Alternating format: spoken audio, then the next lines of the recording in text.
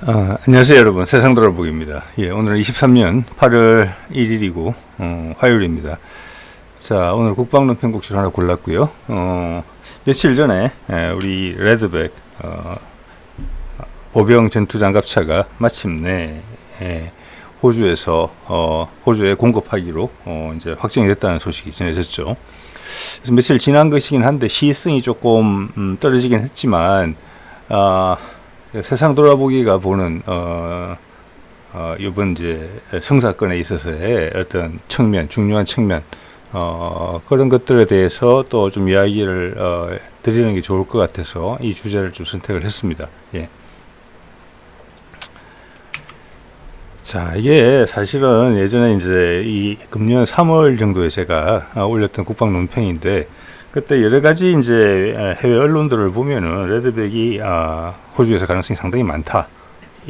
그래서 발표만 남았다. 이런 류의 이야기가 나왔고, 그때 이제 호주가 정부가 지금 바뀌었죠. 뭐 대통령도 바뀌었고, 정권 자체가 당이 바뀌었습니다. 그래서 국방 정책을 새로 수정을 했어요. 그들의 이제 기본 전략 같은 거, 전략서를. 자, 그러면서 그게 확정이 되면 발표가 될 것 같다. 이런 분위기가 있었는데, 그래서 좀 부정적인 의견도 조금 있었던 것 같아요. 왜냐하면은, 지난 모리스 총리는, 군 전력 확충에 상당히 적극적이었고, 투자를 많이 했지만, 지금 노동당 정부는, 그런 데는 훨씬 관심이 별로 없거든요. 자, 그래서, 뭐, 혹시 안 되나? 시간이 또 상당히 이제 늘어졌기 때문에 그런 걱정도 있었지만은, 아마 대부분의 생각은 수량은 좀 줄겠지만, 계속 갈 것 같고, 여전히, 레드백의 가능성이 높다. 뭐 이런 이야기들이 들렸었죠. 그게 이제 지금 이제 지금 7월이니까 4개월 후에 된 겁니다. 지금 이게. 자, 그걸 보도한 호주에 있는 국방 관련 웹사이트예요.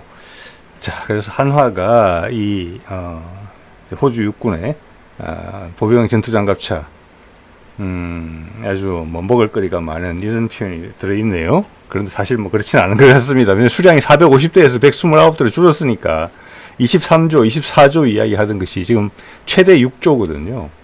한 4조에서 6조, 최대 6조예요. 엄청 줄은 거죠. 물론 안 된 것보다는 훨씬 좋고 129대라는 분량은 상당히 많습니다. 그래서 하나가 슬퍼하지만은 않을 것 같아요. 하나가 지금 하나뿐만이 아니라 한국의 육군 기갑 전력을 생산하는 방산업체들 지위가 이번 일 계기로 확고해졌거든요. 완전히 이제는 더 이상 어디 가서 이류 취급받고 그래서 성능으로서 가격으로서 승부를 봐야 되는 약간 마이너스를 하나 이제 뭐랄까 별점 하나 깎고 들어가는 그런 분위기는 싹 없어졌을 거라고 생각합니다. 이번 계기로. 왜? 또 상대방이 독일이었고 최근에 전차 외국의 주력 전차 경쟁에서도 우리가 뭐 독일 전차들을 누르는 바가 있고 또 안타깝게 정치적인 이유로 낙마한 경우도 있고 했지만 그 위상만큼은 최대로 끌어올려져 있거든요 지금. 그래서 그런 면에 있어서 효과가 충분히 크다라고 보고 좀 몇 년 뒤에 이제 지금도 진행 중이지만 몇 년 뒤에 확정될 예정인 미국의 OMFV 사업 브래들리 M2 장갑차를 대체하는 거죠. 그 오래된 체계거든요. 거기에 가능성이 훨씬 높아졌다. 자, 뭐 이런 것들을 관심으로 이야기를 한번 드려볼까 싶고, 또 호주가 정권이 바뀌면서 이걸로 간 것, 그리고 이 전력을 운용하는 미래의 계획들을 봤을 때 호주가 어떤 생각으로 이걸 구축할까? 이런 것도 한번 관심사인 것 같아요. 세계 정세라는 측면에서. 자, 이거는 이제 금년 비슷한 시기에 나왔던 거죠. 하나에 유력하다. 이걸 그냥 테스트를 21년 내내 했잖아요. 그 보고서도 그때 이미 나왔었거든요. 근데 결정이 22년으로 미뤄졌다. 결국 23년으로 지금 이제 된 거거든요. 그렇기 때문에 이런 소문이 안 난다는 건 있을 수가 없는 거예요. 거기에 참여한 장교들도 있고 뭐 병사들도 있고 하니까. 그래서 유력한데 숫자가 좀 줄어들 수 있겠다라는 것이 하나 관계자의 예상이었었어요. 작년 DX 코리아 때 들어보면은. 그래서 아까 말씀드린 이런 이제 상황이 발생한 것이죠. 450대에서 129대 다 호주에서 생산하는 겁니다. 23조짜리가 6조짜리로 줄었다. 그렇지만 몇 년 전에 우리 방산산업, 뭐 지금도 마찬가지죠. 지금 기준으로도 6조짜리, 그리고 국내에서 대당 50억을 넘어갈 것으로 50억 정도는 최소한 될 것으로 보이는 이 장갑차를 129대나 판다는 것은 대단한 일이죠. 그리고 또 한화 입장에서는 K9 자주포도 몇 년 전에 좀 상당히 팔았잖아요. 그래서 뭐 나쁘지만은 않다. 자, 호주 랜드 400이라는 프로그램이 있었고, 호주 육군의 현대화 사업이다, 이렇게 보시면 될 것 같아요.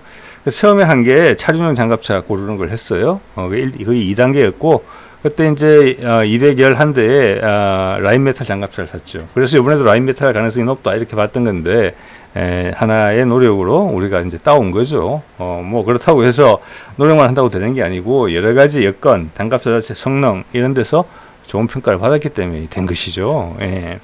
자, 3단계가 보병 전투 장갑차였고, 요번에 이제 결정된 겁니다, 이게 지금. 그래서 처음에 450대 생각하고 있었죠. 예. 그래서, 독일의 유수의, 방산업체인 라인메탈. 옛날에, 뭐 한 10년 전만 하더라도, 이런 데 관심 있는 분들, 제가 말만 들어도 아주 그냥 품질의 우수성이 머릿속에 어른거리는 그런 명품 브랜드라고 봐야 되는데, 저기를 눌렀다는 것은 큰 상징적인 의미가 있다고 봅니다. 그러면 우리 M2 죄송합니다. K2 흑표 전차는 지금 독일의 레오파르드 전차보다 동등 이상이다. 그러면 당연히 미국의 M1 에이브람 전차보다도 동등 이상이다. 왜냐? 최신 전차니까. 가격도 경쟁력이 있다, 충분히. 그들이 워낙 고가이니까. 뭐 약간 이런 이야기가 형성될 수 있어요. 게다가 K9 자주포는 이미 인정받고 있죠. 그 다음 AS21 레드백 장갑차가 그 수준으로 제일 늦게 지금 올라선 겁니다. 이 정도 되면은 이제 코리아 브랜드라는 게 육군 장갑 장비에 있어서 최고로 평가받게 되는 것이고, 그 뒤를 따라서 지금 뭐 천무 같은 것도 요 단계 지금 올랐었다고 봐야 돼요. 천무랑 레드백이 거의 같은 시기에. 그 외에 그 부과되는 장비들, 그들 장비를 기반으로 파생되어 나오는 것들, 그리고 그 미래 장비들, 거기에 대해서 훨씬 문턱이 낮아진다. 오히려 그쪽에서 관심을 가지고 달려든다. 이렇게 생각해 볼 수도 있습니다. 예. 그래서 이게 결정이 늦어져서 걱정이 됐던 부분인데, 이번에 됐다. 왜냐하면 테스트를 21년에 했는데, 그때 끝냈고 보고서도 다 올라갔는데, 결정이 지금 된 거니까. 예. 자, 그래서 이게 이제 그 당시에 더 오스트레일리안이라는 오스트레일리아의 제법 유력한 일간지에서 나왔던 기사예요. 예, 이겁니다. 정부가 바뀌면서 호주 전력 구축 계획을 재검토한다. 그런데 노동당 정부가 됐다. 그러면서 사전에 이전 정부에서 너무 과한 지출을 했다, 국방비에. 우리는 평화를 원한다. 예, 우리는 공격적이고 싶지 않다. 우리는 세계의 패권 경쟁에 끼어들고 싶지 않다. 이게 노동당을 찍어준 표심이에요. 그리고 호주는 원래 그런 나라다. 근데 그것을 미국의 강력한 압박으로 인해서 뒤집어진 거예요. 그래서 그런 미국의 압박이 있었기 때문에 129대 계약이 됐는지도 몰라요. 예, 왜냐하면 국방비를 줄이려고 했거든요, 많이. 그래서 뭐 영국에서 사기로 한 구축함도 뭐 아예 안 사기로 하거나 계획을 취소하거나 숫자를 줄이려고 했고, 미국과 영국에서 도입하기로 한 원자력 잠수함 같은 것도 이거 그냥 반대 여론이 많았거든요, 내부에. 이 기사를 보면 그런 내용이 나와요. 근데 그게 결국 그대로 갔잖아요. 즉 중국에 맞서는 전력으로서 호주는 이때까지 아무 노력도 안 하고 미국의 그늘 안에서 무임승차해왔다. 정성을 보여라. 이거에 알겠습니다, 형님. 이렇게 했다는 거예요. 새 정부마저도. 네. 그래서 요 전력 구축 계획이 검토가 새로 업데이트가 되면서 450대 필요하다는 것에서 아예 없어지지는 않고, 제가 좀 전에 설명드린 맥락에서 보면 129대가 살아남아서 그때에서 가장 객관적으로 좋은 평가를 받았던 레드백을 선정했다, 이렇게 보시면 될 것 같아요. 네. 자, 뭐 레드백 그 스펙은 다 아실 테니까 간단히 말씀드릴게요. 우리가 지금 현용으로 쓰고 있는 K21 장갑차에다가 K9 엔진을 얹었죠. 방호력을 강화하다 보니까 무게가 뭐 42톤이나 됐으니까 지금의 그는 한 700 몇십 마력 정도밖에 안 될 거예요. 700마력 제가 정확히 기억을 못 하겠는데, 그래서 K9에 들어간 엔진을 얹었다. 변속기하고 그럼 검증된 거죠. 1000마력이니까. 그리고 포탑은 이스라엘제 엘비사 것을 넣었다. 예. 최고로 좋다고 평가받는 거, 거기서 선호하는 거, 또 호주가 관련이 있어서 이걸 해줬으면 싶어하는 것들, 또 그들이 왜냐하면 호주는 자기 내부 자기들 자국의 업체를 써주는 걸 상당히 많이 원해요. 자, 그리고 라인메탈 같은 경우는 앞에 촬영 장갑차를 하면서 호주의 요구를 반영하기 위해서 현재 공장을 통해 생산을 했거든요. 그래서 하나도 공장 건설을 약속했잖아요. 지역 감정을 이용해서 기존 라인메탈의 공장이 위치한 지역과 지역 감정, 경쟁 의식을 느끼고 있는 그 지역을 찾아가서 공장 건설 약속을 했죠. 거기서 생산할 겁니다. 자, 중량 42톤, 최고속 65km 시속, 무장은 국산과 달리 30mm, 대전차 미사일, 현재 스파이크 대전차 미사일, 예. 그리고 능동 방어 체계 들어가고 아이언 비전이라고 그래서 밖에 카메라가 설치되어 있고 차량 내부에는 지금 아마 LCD 패널 같은 게 360도 쭉 둘러져 있는 것 같아요. 자, 그래서 이렇게 LCD 패널을 통해서 장갑이 없이 바깥을 바로 창문 밖을 내다보는 것처럼 그런 식으로 컴퓨터로 구현한 겁니다. 예, 일부 차종은 그런 식으로 되어 있고 또 어떤 차종은 이거는 뭐 회사에 따라 이렇게 고글에다가 표시가 되는 그런 식으로 되어 있죠. 우리도 아마 차기 장갑차에서는 다 구현될 내용이에요. 능동 방어 체계 우리가 직접 개발하고 있다는 거 제가 예전에 다룬 적도 있습니다. 우리는 심지어 저기에서는 시크를 헷갈리게 만드는 DIRCM도 적용할 지금 하려고 하고 있어요. 예, 예. 그러니까 국산화 됐으니까. IM 비전도 마찬가지고. 자, 이 과정에서 BAE 시스템 CV90 K21에 우리가 원래 모델로 삼았던 모델이죠. 제너럴 다이내믹스 AJAX 영국 그 장갑차. 이런 친구들 제가 지금 언급을 드리는 이유는 이 친구들이 전부 다 미국 OMFV 사업, M2 브래들리 장갑차 대체 사업에 또 경쟁자로 다 올라와 있거든요. 그래서 한번 다 눌렀다는 거예요. 당연히 라인메탈 것도 들어와 있죠. 네, 그게 상당히 재밌다는 거예요. 그래서 미국 시장에 대한 가능성이 커진 거예요. 그러면서 동시에 제품력만 좋은 게 아니라 코리아 브랜드, 근데 한국에서 만드는 기갑 장비다 이러면 플러스 1점, 별점 하나 더 먹고 들어가는 그런 분위기가 된 상태에서 우리가 그 게임을 할 수 있겠다는 거죠. 우리가 이 지금 호주에 레드백을 처음 넣었다면 해도 우리 육군 장비에는 그런 명망을 가지고 있지는 못했어요. 약간 언더독이었죠. 약자였죠. 예. 그렇지만 몇 년이 지나서 이제 호주의 이런 결정을 지나서 미국 OMFV 사업으로 들어갈 때는 전혀 다른 위상으로 갈 거다. 네. 이거는 엄청나게 큰 사업이다. 수십조 원 사업이다. 한 50조 넘을 것 같아요. 다 대체한다는. 엄청난 사업이에요. 네. 우리나라 1년 국방 예산 60조 정도밖에 안 되거든요. 그러니까 우리나라 1년 국방 예산을 다 넣어서 장갑차를 사는 사업이니까 뒤에 말씀드리겠습니다. 자, 이거는 이제 엘빗의 레드백 포탑, 이번에 채택이 된 거죠, 이게. 또 우리는 차세대용으로 또 레드백을 국산하는 부분이 있다 하면은, 국내로 채용한다는 부분이 있다면 당연히 국산 포탑이 들어가야 되겠죠. 그리고 여기서 호주의 운용 방식에 대한 말씀을 드려볼게요. 이게 이제 129대를 사가지고 갔는데, 사는 건데, 27년에서 28년 사이에, 그거는 계획을 앞당겼어요, 지금. 그것도 무슨 상관관계가 있어요. 27년, 28년에 있어서 호주를 뭔가 해외에 파병을 할 수 있는 준비, 쓸만하게 그러면서 동시에 쓸만한 전력을 갖춘, 요게 갖추는 날짜가 27, 28년으로 지금 잡혀 있는 것 같거든요. 그래서 수량은 줄였지만 배치 시기는 앞당겼어요. 이거는 미국의 입김이다. 그게 만약 미국의 입김이라면 미국이 가지고 있는 대중국 전략 여러 가지 시나리오가 있겠죠. 그 중에서 전투가 벌어진다는 시나리오에서 봤을 때 27, 28까지는 해줘야 된다. 호주가 이걸. 그리고 연합군으로서 참전해야 된다. 이런 극단적인 시나리오가 분명히 있을 거예요. 거기에 부응했다고 봅니다. 그래서 지금 한 개 대대에 다 배치한다. 그 전력을 그거는 예를 들어서 우리 K2 전차 같은 경우도 폴란드 수출했을 때 그냥 한 개 사단에 다 배치됐죠. 운용이라는 면에서 효율적일 것 같아요. 운용 유지라는 면에서도. 그래서 그거는 별 이상한 건 없는데, 지금 호주가 미국으로부터 도입하기로 한 세력이 두 가지 정도 있어요. 하이마스를 들어오기로 돼 있죠. 고 27, 28에 들어와요. 그 다음 연안 수송 세력이라고 돼 있어요. 제가 보기에는 미국으로부터 들어오는 건데, 우리도 최근에 몇척 더 이제 인수했다고 나왔나요?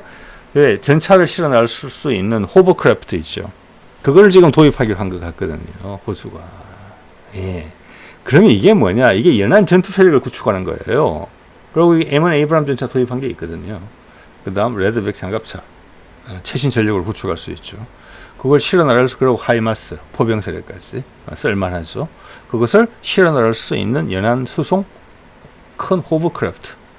그러면 큰 대형 수송선이나 이런 걸 통해서 전력을 타지까지 보내서 거기서 전개할 수 있다는 거예요.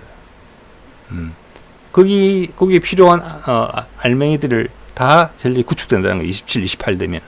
그게 저는 미국의 아시아 태평양 전략과 연결되어 있다는 거죠. 예. 아마 다른 나라에도 비슷한 것들이 진행이 되고 있을 것 같아요. 제가 봐서는. 예. 우리나라가 항공모함을 가진다. 이런 것도 이런 증거하고 상관이 있어요. 그렇기 때문에 현 정부 들어와서 안 한다 했다가 다시 억지로 다시 하는 거잖아요. 왜? 미국과 약속된 부분이 있기 때문에. 예. 이런 것들입니다. 예, 예. 자, 그러면 이제 이거의 의미를 한 번 더 살펴보자면은, 아까도 말씀드렸지만, 과연 지금 전 세계에서 미국, 독일, 러시아, 중국 다 포함해서 세계의 군사 강국들 다 포함할 때, 다 고려할 때, 이 정도 수준의 최고 수준의 주력 전차, 보병 전투 장갑차, 자주포, 그리고 다연장 로켓, 이런 거를 종합적인 성능에서 이만큼 생산할 수 있는 나라는 전 세계에 없어요. 우리가 최고예요. 정말입니다. 예. 거기다가 또 뭐 연구 개발 역량만 그러느냐 천만에요. 그것을 단기간에 확 생산할 수 있는, 빠르게 생산할 수 있는 그 생산 역량은 그 기술 역량이 가진 우위보다 더 큰 우위를 가지고 있어요. 이거 종합해 보면은, 자, 올라간 우리 위상을 바탕으로 더 많은 나라들이 지금 세계가 다원화되면서 국제적인 분쟁의 가능성이 높아지고 있어요. 예, 우크라이나전 같은 거죠. 예. 자, 그렇게 됐을 때 좋은 제품을 아주 최고로 단기간에 전달해 줄 수 있는 거예요. 우리가 폴란드에서 그런 사례들을 보여줬잖아요. 그러면 전체적인 메리트는 엄청나게 높아진다고 봐야 되겠죠. 예, 예. 그래서 이제 우리가 OMFV 사업, 미국의 사업에 들이밀게 됐을 때 본격적인 경쟁이 돌입하게 되면은 너 어디서 왔어? 이 차량 어디서 왔어? 한국에서 왔습니다. 그게 이제는 플러스가 된다는 겁니다. 아, 그래? 좀 더 꼼꼼히 봐야 되겠네? 이렇게 된다는 거죠. 코리아 디스카운트 이런 건 전혀 있을 수가 없다는 거죠. 코리아 프리미엄이 붙겠죠. 성능을 잠깐 살펴보면은 이 레드백 42톤이 상당히 무거워요. 1000톤 엔진, 앨리슨 변속기 미국 거고, 요거 조합을 우리가 기갑 차량에서 계속 쓰고 있죠. 여기 K&I 자주포랑 같은 거고. 그런데 이제 지금 우리 쪽에서의 움직임을 보면은 우리 저 들어간 디젤 엔진을 전부 다 국산화했거든요, 이미. 예, K2 전차까지도 국산화했잖아요. 그게 제일 어렵다고 볼 수 있어요. 마력수가 제일 높으니까. 그리고 거기 변속기도 거의 국산화 다 돼가죠. 자, 그렇기 때문에 이 기갑 장비에 들어가는 파워팩이 앨리슨 변속기도 아마 이미 국산화 됐을 수도 있어요. 지금 하고 있을 수도 있고. 그래서 괜히 수출 같은 데 있어서 시비가 걸리고 싶지 않아서 그러는 거예요. 그런 사례가 몇 번 있었기 때문에. 사실은 뭐 엔진별로 수량이 뭐 몇백 대 정도, 뭐 안 와봤자 1, 2천 대밖에 안 되는 거니까, 그 탱크, 장갑차, 뭐 자주포 등을 고려할 때 엔진이 다 다르잖아요. 그걸 이제 뭉뚱그리려는 노력도 같이 하고 있는데, 비슷한 것들은 그걸 뭐 굳이 국산화할 필요 있나? 그냥 사다 쓰면 되지. 시장이 작으니까. 그럴 수도 있는데 우리는 뭐 선택을 했죠. 국산화하는 것으로 다. 예. 그런데 마침 시장이 이렇게 열리기 시작하면은 근데 속 편하게 해외 시장에 갖다 팔 수 있는 거죠.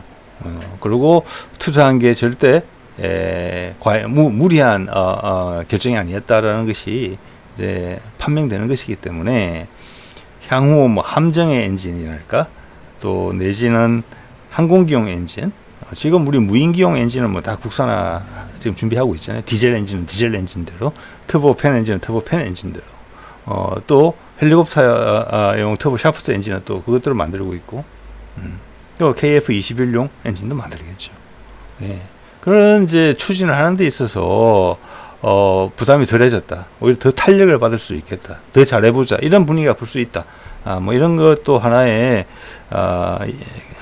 거리로서 이야기할 수 있을 것 같아요. 자, 우리 OMFV 사업에 대해서 잠깐 이야기를 해보면, 어떻게 보면은 지금 호주에서 이번에 이제 성공은 OMFV 사업으로 가는 징검다리다. 그리고 지렛대기가 되기도 한다. 점핑 보드다. 이렇게 볼 수 있어요. 제목에서 보시도 아시겠지만 OMFV는 Optionally Manned Fighting Vehicle이에요. 자, 이거 지금 M2 브래들리는 오래된 지금 체계죠. 그래서 뭐 그렇기 때문에 제가 얼마 전에 다뤘지만 우크라이나에 M1 에이브람 전차는 보내준다고 말은 꺼냈지만 결국 안 보냈죠. M2는 쉽게 보내요. 왜냐? 재고가 쌓여있고 몇 년 있으면 교체될 것이기 때문에. 예, 그런 말씀 드린 바가 있습니다. 그래서 이 장갑차를 한번 채택을 하면 20-30년 써야 되는 거잖아요. 그죠? 그거 이상도 쓰죠. 그래서 그 기간 동안 뭐가 예측이 되느냐 하면은 무인화가 될 가능성이 높다. 그래서 저 옵셔널리 맨드라는 표현이 들어있는 거예요. 예, 미국은 전략가들이 볼 때 향후 20-30년이라는 기간 동안 2050-60년대까지 써야 되는데 그간에 무인화가 진행될 것 같다. 당장은 안 되겠지만 거기에 대한 안배를 해놔야 되겠다. 이런 취지가 들어있는 이름이라고 보시면 돼요. 그럼 우리도 마찬가지죠. 전 세계가 제 방향으로 간다는 겁니다. 27년에 결정하게 돼 있고 수량이 지금 M2를 보유하고 있는 게 3,500대 정도 돼요. 지금 이제 많은 부분을 사용 안 하고 지금 쌓아놓고 있죠. 보관하고 있는데 저거를 대충 계산해봐도 뭐 50조가 훨씬 넘어가요. 수량을 줄인다 하더라도 물가 인상률 뭐 이런 게 있기 때문에 50조가 넘어갈 수도 있어요. 예. 우리 하나는 미국의 오시코시랑 손을 잡고 들어가 있고 외국 업체가 바로 팔 수가 없는 구조죠. 미국은 항상 미국 업체랑 손을 잡고 들어가야 돼요. 자, 좀 이따 말씀드려볼게요. 더. 자, 이게 바로 있네요. 예. 예비 설계 작업했고 디지털 디자인 들어가서 지금 이제 신속하게 하겠다는 거예요. 신속하게 하겠다는 거고. 2단계에서 시제 업체, 실제 만드는 거는 세계 업체로 한다. 하나 좀 줄여서. 지금 각 업체에서는 미국용, 엄청난 거잖아요. 50조 원 이상 되는 사업이니까. 미국용 차체를 미국 기준에, 미국의 ROC에 맞춰서 개발하고 있어요. 근데 그 과정에서 지금 문제가 여러 개 있었어요. 이렇게 큰 사업인데 처음에 달랑 업체가 한 군데밖에 지원 안 했었거든요. 그 이유는 뭐냐? 너 ROC 이렇게 할 거면 그런 장갑차는 세상에 만들 수가 없다. 사람은 예를 들어서 뭐 8명이 타는데 방호력은 이 정도 돼야 되는데 또 우리 수송기로서 2대는 실어야 돼. 이렇게 하니까 우리는 그런 장갑차 만들 수가 없다. 현재의 기술로는 불가능하다. 이렇게 해서 미국 업체 하나쯤만 들어갔고 나머지는 다 포기한 거예요. 그래서 미국 육군이 우리가 좀 너무 비현실적인 걸 냈나? 그래서 다시 바꿉니다. 그거를. 바꾸는데 내용이 뭐냐? 미국은 전장이 북미가 될 가능성이 거의 없잖아요. 다 해외 파병이거든요. 그러니까 수송기로 신속하게 실어 나갈 수 있는 것은 중요하다. 그래서 거기서 양보는 없었어요. 당연하죠. 어떻게 보면. 그럼 어디서 양보를 해야 되느냐? 방호력을 양보하게 해야 되느냐? 그럴 수 없죠. 미래 전쟁 상황에서. 예. 그럼 뭘 양보했느냐? 차체를 작게 한 거예요. 즉, 장갑차 한 대 탈 수 있는 인원을 줄인 겁니다. 예를 들어서 8, 9, 10명에서 6명으로. 네. 그런 방법을 이제 결정을 했어요. 그래서 요게 지금 호주의 레드백이 그대로 미국으로 못 가요. 작게 만들어져서 가야 돼요. 자체가. 자, 그러면 우리 향후 우리 한국군이 K-21 장갑차를 대체하는 신형 장갑차를 생각 중일 텐데 그 자체는 뭐 기반으로 갈 것인가? 요것도 상당히 큰 관전 포인트예요. 우리는 어떤 선택을 할 것인가? 그 선택은 뭐냐? 우리가 미래의 군을 어떤 환경 속에서 운용할 것인가? 한반도에서 국한될 것인가? 그럼 수송기 전혀 생각도 없는 거잖아요. 그런데 해외 파병도 생각을 하느냐? 크게 항공모함처럼. 그러면 우리도 자체가 작아질 수 있다. 이런 겁니다. 예. 거기에 대한 판단이 이미 섰을 수도 있어요. 우리 군과 업체에서 어떤 모델들 내놓는지 보면 알겠죠. 뭐 예를 들어서 아덱스나 DX 코리아 같은 데서 한화에서 어떤 모델을 내놓는지에 따라서 대충 의도를 읽을 수 있겠죠. 예. 자, 여기 보면 이제 사업체 OMFV 사업에 지금 5개 후보 업체 1단계 넣은 데가 엘빗, BAE하고 보면 이제 엘빗 같은 경우는 이제 레드백에 포탑을 하던 회사인데 여기서는 현재는 경쟁자가 됐네요. BAE는 지난번에 떨어졌던 바가 있었죠. 라인메탈은 레이시온과 손을 잡았네요. 지금 링스 KF41이라는 모델에 기반을 해서 작게 만들어야 되는 거죠. 지금 30 몇 톤, 한 10톤 정도 줄여야 돼요. 하나 50컷씩. 제너럴 다이내믹스는 뭐 지금 스트라이커 장갑차나 M1, A1 만드는 곳인데 자체 스스로 개발한다기보다는 약간 다국적 업체적인 분위기가 있어서 여러 군데 이렇게 섞어서 하려고 할 것 같아요. 거기서 모델 하나 뽑아서. 그 다음 마지막에 조그만 업체가 하나 들어왔고. 자, 이 중에 뭐 예전에는 이제 우리하고 협력업체도 있었고, LB 같은 경우는, 그 다음 BAE, 라인메탈, 제너럴 다이내믹스 같은 데서는 우리가 호주 사업에서, 한번 이겼던 적이 있는 그런 모델들인데, 다 이제 심기일전에서 오겠죠. 예. 자, 그 다음에 이제 우리의 관심사를 보면은, 우리는 지금 K21 장갑차를 쓰고 있는데, 지금도 추가 양산을 해서 뭐 한 50대씩 지금 양산 중이에요. 그러니까 우리 기동사단에다가 지금 기동군단에다가 주고 있는데, 그래서 기존에 쓰고 있던 K200 계열의 장갑차들이 전부 다 이제 기동군단에서는 빠질 것 같아요. 그래서 이제 보병사단도 기동화를 하고 있으니까. 내지는 군단에 있는 기갑 여단 이런 쪽으로 지금 빠져나오는 것 같거든요. 자, 그 과정이 진행이 되고 있다고 봤을 때 짧은 기간 내에 이 K21 장갑차를 바로 교체를 한다? 새 모델로? 이럴 가능성이 좀 낮다. 저는 그렇게 봐져요. 네. 그렇지만 새로운 기술이 계속 올라오고 있기 때문에 가장 가능성이 높은 것은 기존에 있는 K21 장갑차를 전부 다 업그레이드 한다. 성능 개량을 한다. 거기에 이번 레드백에서 채용한 기술 중에 핵심적인 부분들을 채용한다. 저는 그렇게 봤어요. 예를 들어서 무인 포탑 같은 게 가능할 수도 있거든요. 왜냐하면 우리가 40mm 포 같은 걸 CTA로 이미 구축을 했기 때문에 많이 소형화시킬 수가 있어요.